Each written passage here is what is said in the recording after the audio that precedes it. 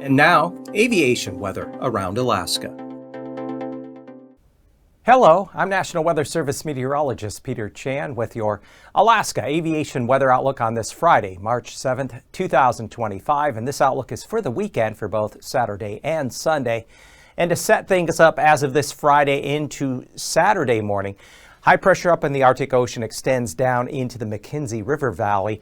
There's a front here across northwest Canada that has a band of accumulating snow along it here through the middle lower Yukon Northwest Territories. We have a low as of this Friday into early Saturday that'll be just south of the Gulf, and that low is going to continue eastward and weaken by Sunday as it approaches Dixon Entrance, Haida Gwaii. We are seeing snow, moderate to locally heavy snow in the northern panhandle along the Klondike Highway in the vicinity of Haines, a few inches of snow, but as you get up in elevation toward White Pass, locally some heavier snow in excess maybe of 6 inches or so. To start out Saturday morning, we will find that there are IFR conditions, especially along the intercoastal mountains of the panhandle into the northeastern Gulf Coast, a pocket here up toward the area around Eagle of IFR conditions, and then out here along the Kuskokwim River in the southwest interior. Stronger low out in the western or southwest portion of the Bering Sea, bottoming out just above 960 millibars. So it's a storm force low with this long front and broad wind field, and along the front you'll find lower ceilings and precipitation, mainly in the form of some rain across the Aleutians, but also the potential for some wind shear. And I'll show you the winds around that system as we get to that portion of the presentation. But for Saturday afternoon, still IFR conditions, northern panhandle, areas of the upper Yukon Valley around central, and then down here again we have the low out in the southwest Bering with the front extending eastward. That front's going to push up into the southwest coast and actually induce a triple point or secondary low around Kodiak Island on Sunday morning.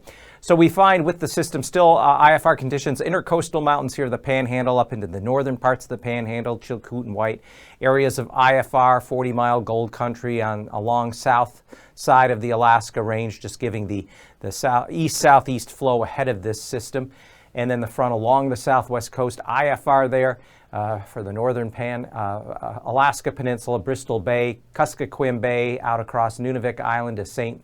Lawrence and St. Matthew. And then for Sunday afternoon, generally MVFR conditions should prevail for the panhandle. Some IFR conditions around Prince William Sound to eastern Kenai, as well as the south and eastward facing slopes of the central and western part of the Alaska Range. And then as we go out to the west, that frontal boundary having pushed inland into the southwest interior, some pockets of IFR as you go up the Yukon Valley, and then also out over the northern Bering, including St. Lawrence and St. Matthew. So pass conditions on Saturday, Anaktuvik Pass up there in the east central Brooks Range. We're looking at VFR conditions, Adigan as well, VFR.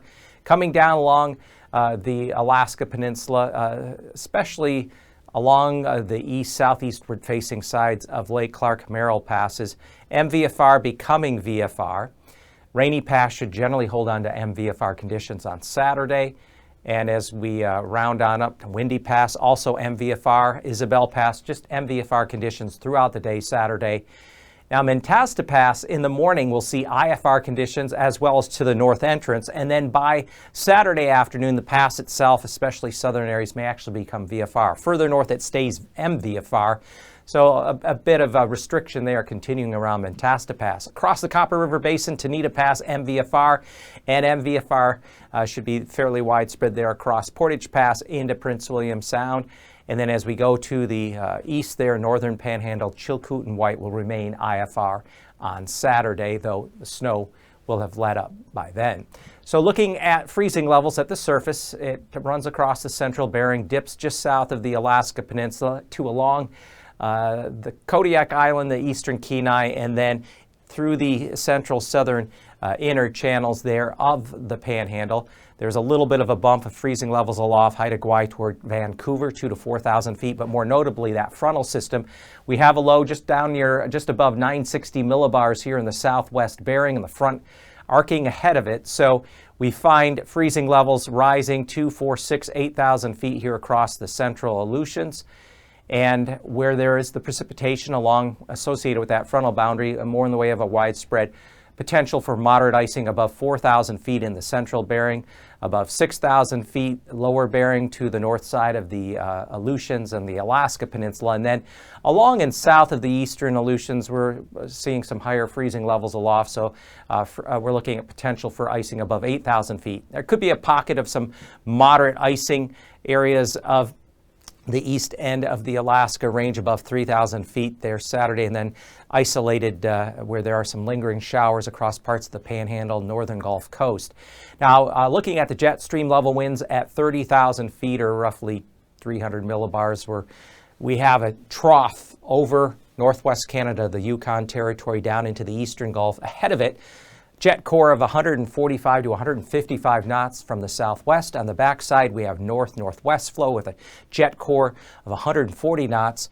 They're south of the Gulf of Alaska in the North Pacific, and then a little bit of ridging over the Alaska Peninsula, and then a broad belt of winds along and south of the Aleutians. That'll show up better here as we drop down mid-level, 9,000 feet, 700 millibars. We find a broad belt of winds along and especially south of the Aleutian chain, south of the Aleutians in the North Pacific, with winds 50 to as high as 70 knots.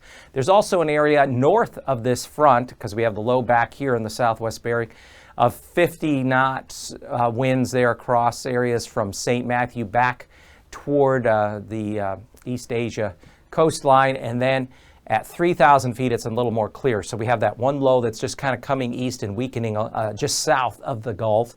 And maybe some winds west of Haida Gwaii getting upwards of 35 knots at 3,000 feet. We do have some locally stronger winds aloft there just off of Point Thompson, Kaktovik, maybe as much as 35, 40 knots. But the real action is out here to the west. We have a broad wind field associated with the low in the southwest Bering, and then the frontal system that's going to be pushing across the eastern Aleutians up into the Alaska Peninsula. This is where the turbulence will be. So first, let's take a look at a few pockets. There could be some moderate turbulence out toward the eastern Brooks Range, northern parts of the Yukon Flats, surface to 4,000 feet.